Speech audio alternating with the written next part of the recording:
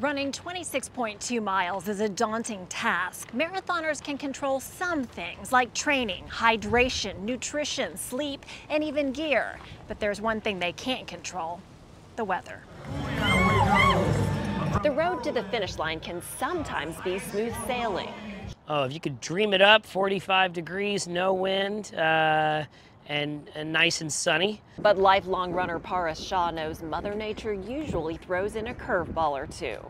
Really good runner advice here is you should be a lot more conservative early on in the race. So don't throw out your goals because of any weather condition.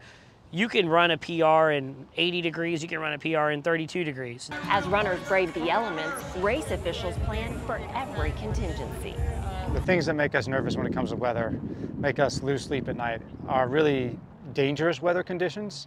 Dan Carroll is the co-owner of High Five Events and operations director for the Austin Marathon. In Austin in February, the most likely scenario for us is probably either freezing rain or some high winds. If there's lightning in the vicinity, we monitor that very closely. We prepare to evacuate if we have to. In 2006, an ice storm delayed the 28-degree start, and in 1993, it hit 82 midway through the race. This year started cool and dry in the 40s, but warmed up fast. You gotta be well hydrated, you gotta make sure you're drinking water 48 hours in advance, really putting it down. When you start to push 70+ degrees for the marathoners and humid conditions is when we start to see people's perspiration just really going up, and they're not realizing how much they're actually sweating and how much water they're losing.